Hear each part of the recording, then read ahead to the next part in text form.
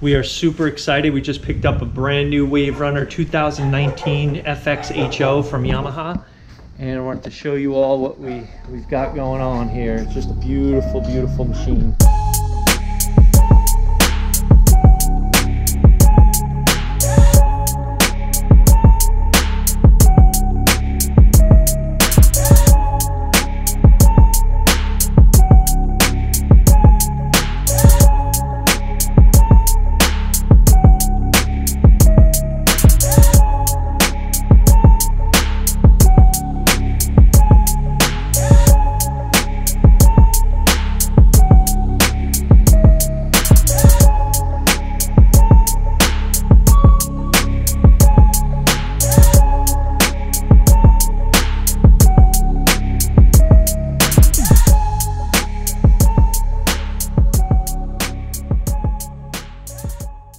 Some of the nice features of this WaveRunner, the 2019 FXHO, is this swim platform. It's now padded and it's a little bit wider.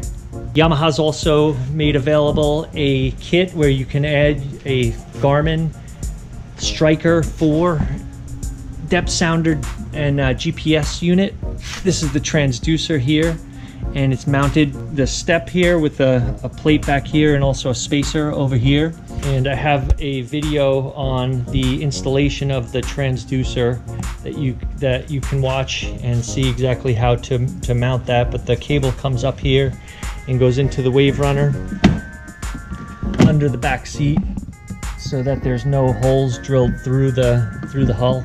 Another nice feature that I love about the WaveRunner is this cubby is now very deep. They've taken all that empty storage area that was underneath over here and they've made it so we can utilize it. Lots and lots of storage way back in there. I don't know if you can see that far, but it really is nice. The Garmin option mounts right into the cup holder here. And a neat unit, it has both GPS and depth sounding capabilities. You can see right there where you can do your navigating on the left and your depth sounder on the right there with speed and water temperature and depth all right at your fingertips. Another super nice option that I like on the WaveRunner is being able to fill right here and not lift the top. One of the nicest things that Yamaha has done, and I'm really excited about having it, is these drains right here. They drain the water out of the footwell, so no longer do you have to scoop those out when you pull up onto your float or you pull your WaveRunner out. It drains automatically, and there's one on each side that feeds to tubing that drains out the back by the pump area. This digital screen that Yamaha has added to the WaveRunner this year is really nice to have. It's got a lot of different features on there. I just want to run through them right away. Now you can see exactly what percentage of fuel that you have. Also, your trim and tilt is very well lit, and you can see it goes up +1, +2, and then down as you adjust your tilt. It gives you your battery reading and your speed. If you go to settings, you can hit the wellness button and it'll give you the time since your last maintenance, and you can reset that. Your pin settings, you can enter a pin and hit enter. You can lock this unit. One of the nice features is the background color. You can adjust that, the light and darkness. You can also select the color that you like. I think the blue is the best, matches up to this WaveRunner. And then you can adjust the lightness up here and keep it at 100%.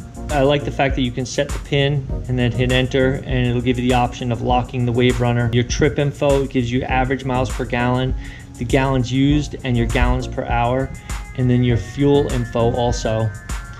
So your trip hours, your trip miles, and your engine hours. If you hit this button right here, it takes you to the drive control. You hit settings, and you can adjust max speed and the acceleration. You could set it at slow or normal, and then the speed, you can adjust the max speed. And we're going to be breaking this WaveRunner in, so 35 miles per hour I think is what we'll set it at, and we'll turn the drive control on. And you have the option of locking that. If you have a young rider, you can set a pin and hit enter, and it will lock it, and you're the only one that will be able to unlock it through this screen on here. You just hit unlock and you're able to unlock it here. So between your fuel info and your trip info your drive control options. Yamaha did a great job of setting up the WaveRunner with this digital screen. It's touch screen, super nice and super bright. Works well in the light. Fish finder and your sound system, and you've got one heck of a rig straight from the factory. This Eco X Gear Bluetooth speaker we picked up from Yamaha, and it works really well. My son Aaron's going to do a quick review and show you how it works. It's a lot of sound for such a little speaker, and you can even get two of these. You'd have one heck of a system if you put two of them up there. But if you've got your GPS mounted on one cup holder over here, this one mounts over here the same way the GPS does, with a plate and a RAM mount. It's also portable. You can just disconnect it here. It pulls right out. That's it. And then you can take that wherever you want with you, and it'll be paired to your phone. Loud, isn't it, Aaron? Yes, very. I mean, and it's clear too, crystal clear. And it takes a charge. How long did it take to charge it? Not long, about an hour or two? An hour and a half. Yeah, excellent. Before you can access any of these buttons up here, you gotta pull out the side. And on the side, you have three things. You have your charger, where you charge the speaker from. You have an aux port if you want to use an aux to just plug it into your phone and to the speaker, or if you want to have Bluetooth, you flip the switch on. Then to turn it on, you just click the power button on the top. On. Now to connect it to Bluetooth, you gotta have your phone open. You click the Bluetooth button to turn on Bluetooth. Then immediately it's going to pull up all the Bluetooth items you've connected to in the past. The speaker is not going to pop up yet until you click the button.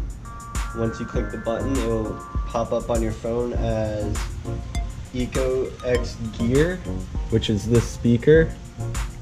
You then click on that, and it will Connection successful. Connect. You're good to open up whatever music platform you use. Underneath that is a button if you have other Bluetooth speakers that you want to connect to as well as this one. You click that button, which allows you to pair to other speakers and play all of them and sync music. Then you have the volume buttons to turn it up and down. It's already all the way up. And right next to that you have your skip and go back button for music if you want to skip a song or go back. And then on the very end, on the top, you have your pause and play. And then right below that you have a voice command, yeah, where you have to set it up on your phone first in order to do that, but it allows you to speak to it and play music. Can we hear it? Do you have a song that we can hear? Cause I don't want apologies. Everyone said, yeah, they said I was gonna be. Get my tongue game. Future, we're gonna put some arches on it and some rod holders, and we're gonna modify it. But as it sits, it's a wonderful ski, a great ski to fish off of, and I'd recommend it to anybody. Stay tuned for the future videos where we do some modifications, drill some more holes in this bad boy, and get it set for offshore. We're going to mount a nice cooler in the back, and maybe some rod holders back there also. Looking forward to doing the modifications, but for now we're going to get out on the water and enjoy it, see if we can get Aaron doing some water skiing, and maybe catch some lobster and grill them up tonight.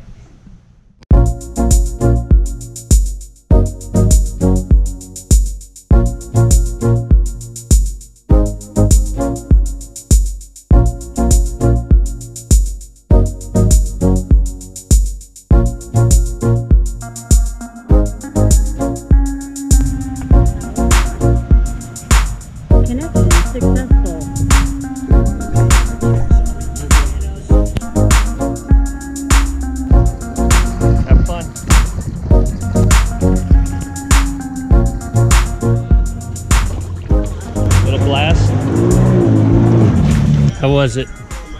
Fun. Yes. Good stuff, huh? And we didn't get that wet. An hour and a half. So it should be broken in now.